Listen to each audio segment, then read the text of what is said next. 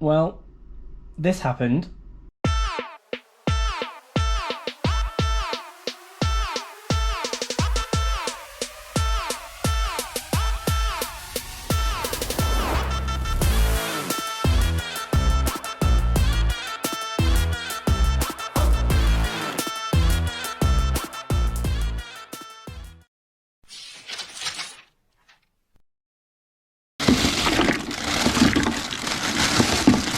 James, bath's ready. Trust the one time we're in an Airbnb that's a duplex. How's that? Cold. Any better? No. Well, this isn't the normal way that I welcome to a city. It's not only our first day in Cusco, it's also was probably less than 4 hours of being in Cusco.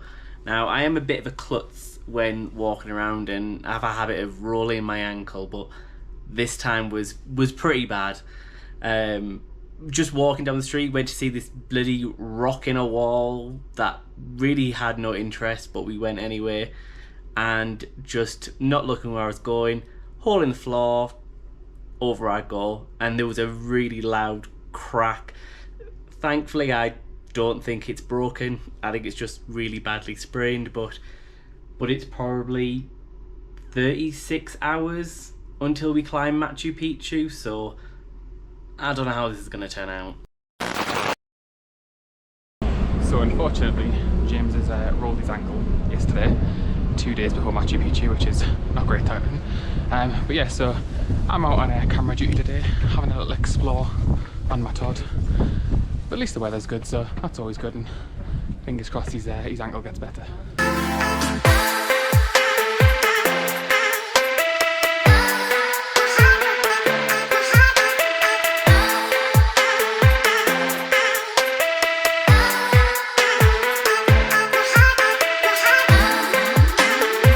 So, as Cusco is one of the oldest cities in South America, there is lots of tales and stories around their past.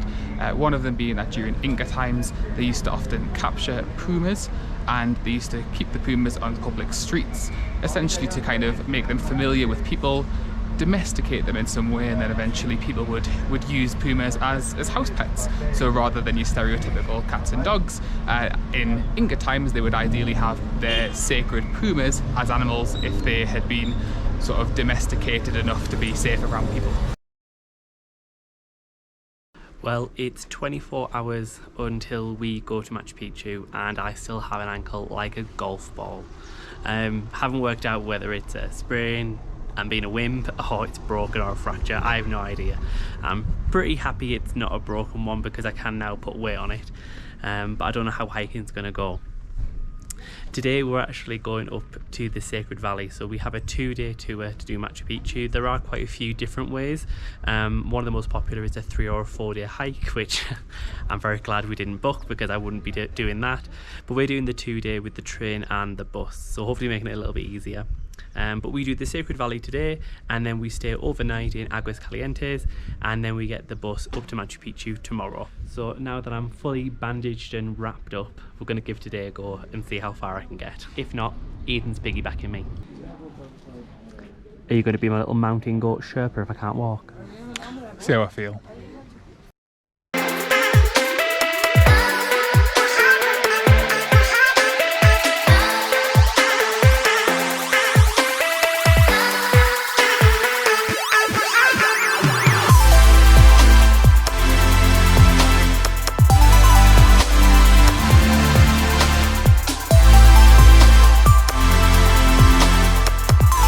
So we're here at the salt mines, and whilst the pools themselves are actually man-made, the whole process itself is completely natural.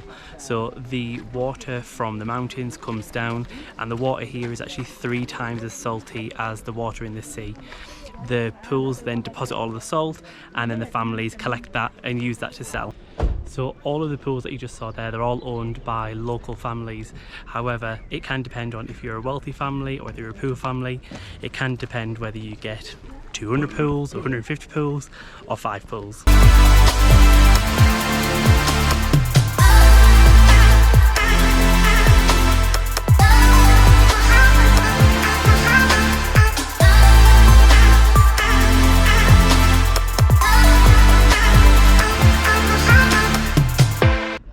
the two sites that we've just been to, the Inca ruins, they are in a place called Morai. And it's called Morai because of a seed that was found here, because this is actually all farming land. So the two sites and the rings and the tiers were all used to grow different crops.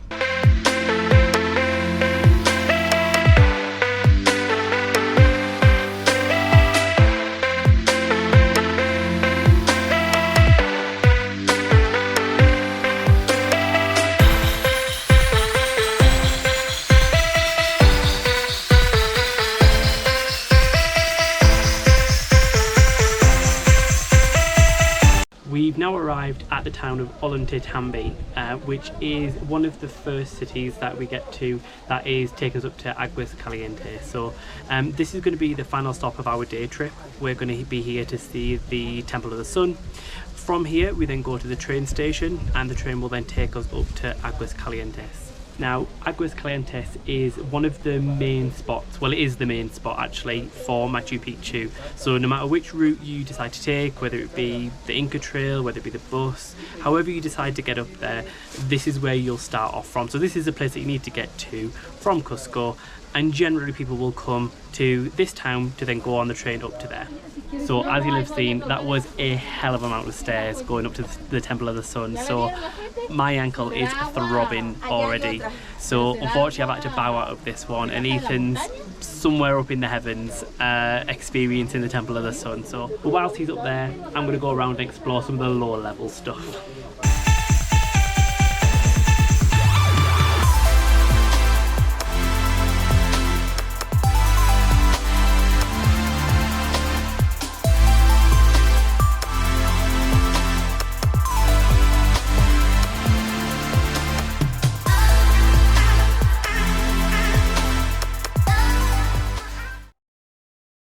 So we finally made it to Aguas Calientes, and after a bit of a rough start of waiting 10 minutes for our guide to show up when everyone else on the platform had disappeared, we finally made it to our hostel for the night, and should we say it looks a little sad.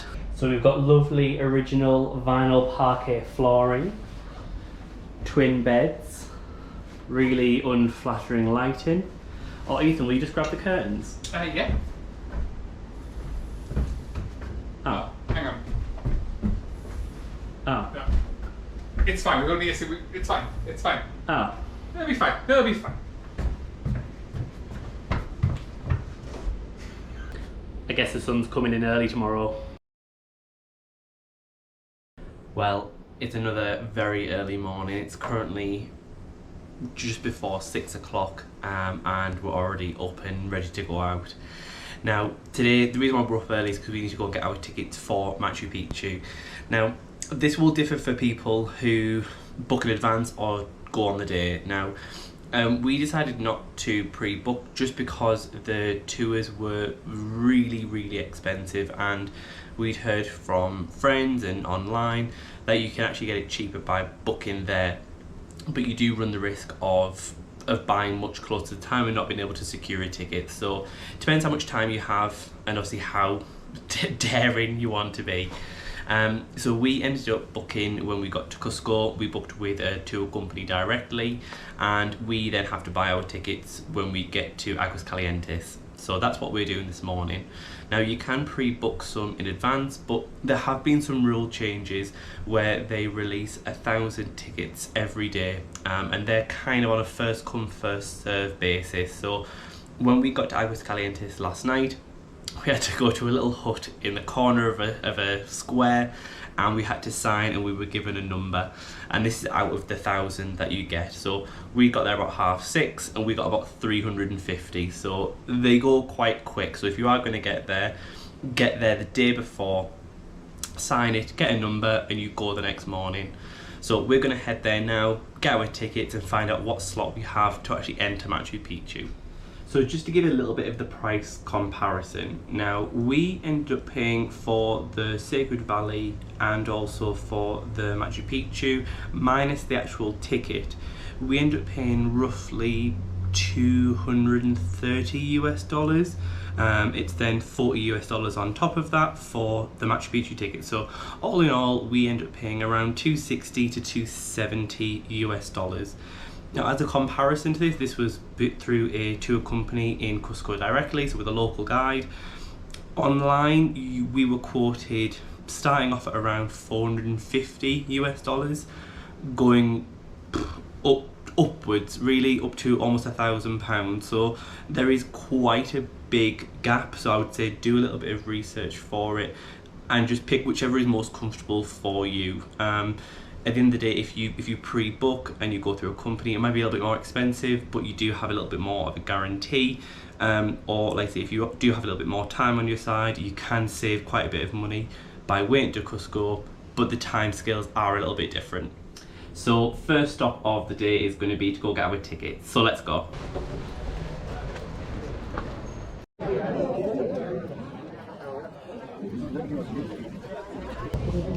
So after queuing for 3.5 hours, well, Ethan queued for 3.5 hours, I queued for a little bit less. We finally got our ticket and we're finally on the bus up to Machu Picchu. So we got a ticket for 9 o'clock, it's currently 9:15. They said you get an hour, so let's see. As the bus wound up the mountainside on the cobbled road ahead, through the thick jungle, we began to rise through the tops of the clouds to the site's entrance. So after what feels like it's been a hectic morning, we're finally at the entrance to Machu Picchu, so we're going to get our guide and we're going to get ourselves in, so let's go.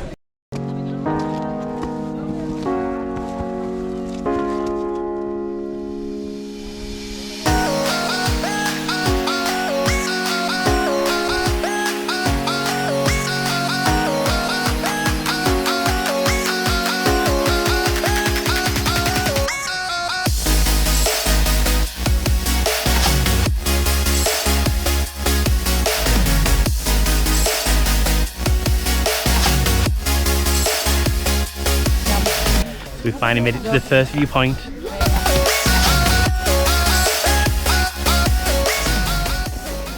So we finally made it to the first viewpoint, and miraculously the weather has turned absolutely perfect.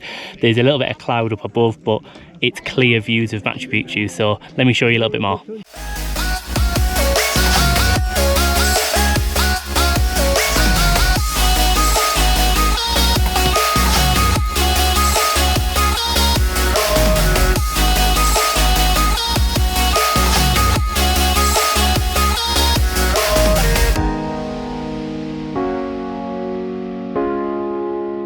So you wouldn't have thought being this high up, but you actually still need a guard tower apparently. So the little hut on the hill right up there, that's actually the guard tower.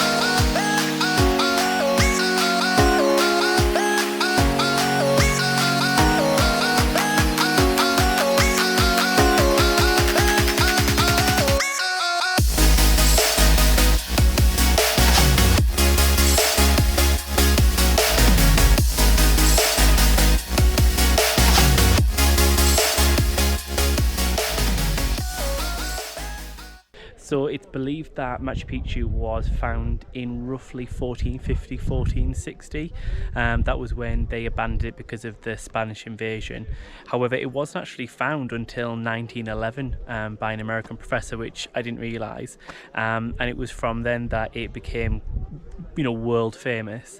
And it wasn't until 2007 that it became one of the new world wonders. But I mean, having seen so many photos online, I mean, it's hard to miss a photo of Machu Picchu, but when you hear it's incredible how well preserved it is and how well they've restored it. It's amazing. Surprisingly, there was also plans to start reconstructing the area, but that was quickly squashed, and it was only restoration that was allowed. But there was a battle between two groups around whether to preserve the rocks by putting, you know, clay on the outside and roofs above it, and history people who obviously want to maintain it as authentic as possible. So that battle is still ongoing at the moment, but I think it's safe to say that the famous image of Machu Picchu would be pretty ruined without it. One of the reasons why Machu Picchu is so well preserved, or was able to be so well preserved, was because at the time that the Spanish invaded, the Incas actually abandoned here quite quickly. So they spent 50 years building it, but unfortunately, because the Spanish invaded and they had to evacuate, no one ever lived here. Now, because the Incas weren't here, the Spanish weren't able to destroy it. And that's quite common across, unfortunately, a lot of South America and a lot of Peru, is that when the Spanish came and took over, they took down all of their temples, all of their places of worship, and put instead Christian or Catholic churches in their place and the cross. So that's why this is so well preserved, because they were able to escape in time.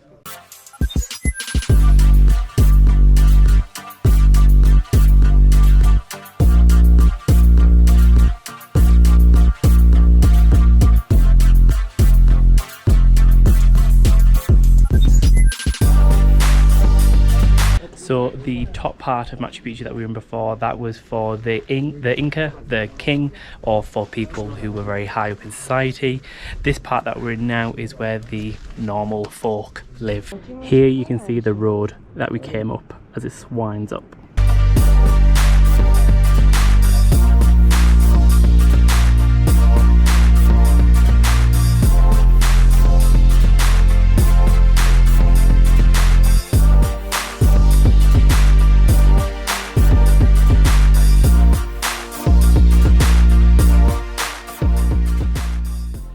Despite the amount of restoration that they've done, it's actually 80% of Machu Picchu is still original and only 20% is because of the restoration work. So it's incredible that they've been able to maintain it as well as they have. So my ankle will not let me go down that steep of a hill, so the race is on. So Ethan's going down, I've got my money for the bus. Let's see who gets down first. See you down the bottom, son. So James has managed Machu Picchu, but he's going to get the bus down. I've decided to walk down, so race is on. Got my ticket and I'm on the bus.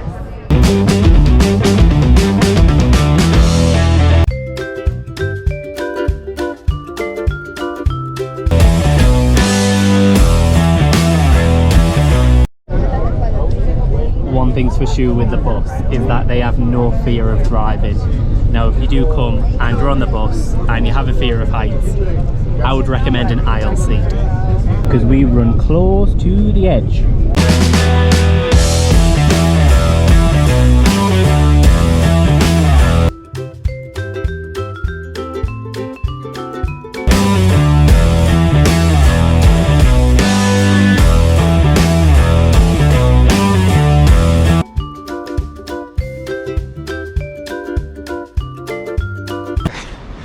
So it's looking promising. Not that many buses coming back, so I reckon I've got it. I reckon I've got it in the bag. So I'm at the river, which means I'm at the bottom. So there's no way that he's beat me. I swear. If this is James passing me, can't see him, but if it is, I'm going to be fuming because I'm nearly there. Well, I'm off the bus and there is no sign of him, so I think that means I win. How does it feel being a loser? So I do believe that's 1-1. Next winner takes it all.